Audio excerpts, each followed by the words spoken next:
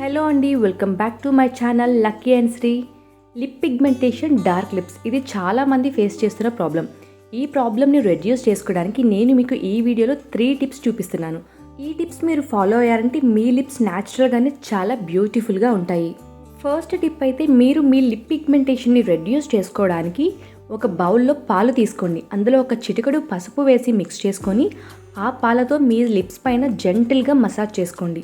మీరు ఇలా weekly 2 or 3 చేశారంటే మీ లిప్ పిగ్మెంటేషన్ అనేది గ్రాడ్యువల్గా డిక్రీజ్ అవుతూ వస్తుంది.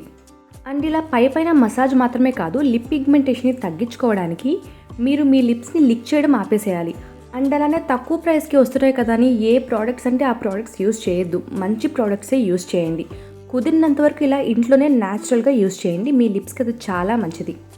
And second tip, dark lips ఉన్నవాళ్ళు ఈ ప్రాబ్లమ్ని రెడ్యూస్ చేసుకోవడానికి మన ఇంట్లో కామన్గా కోకోనట్ ఆయిల్ ఉంటుంది కదా, ఆ కోకోనట్ ఆయిల్తో మీ లిప్స్ పైన మసాజ్ చేయండి. మీరు ఈ డార్క్ లిప్స్ ప్రాబ్లమ్ని రెడ్యూస్ చేసుకోవడానికి కోకోనట్ ఆయిల్ అయినా యూస్ చేయొచ్చు, లేదా టమాటా జ్యూస్ అయినా యూస్ చేయొచ్చు. ఈ రెండిటిలో ఏదో ఒకటి మీరు వీక్లీ 2 or 3 యూస్ చేస్తూ ఉన్నారంటే మీ డార్క్ లిప్స్ ప్రాబ్లం అనేది గ్రాడ్యువల్గా డిక్రీజ్ అవుతూ వస్తుంది.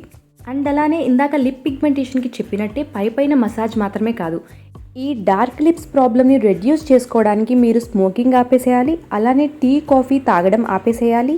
అండ్ అలానే పర్ డేకి 3 to 4 లీటర్స్ వాటర్ అయినా తీసుకోవాలి. అండ్ నేను ఇక్కడ మన వ్యూవర్స్కి ఇంకొక విషయం చెప్పాలనుకుంటున్నాను. ఈ ఫేస్ ప్యాక్స్, మసాజెస్ ఇవన్నీ మనకి మంచి రిజల్ట్ ఇస్తాయి.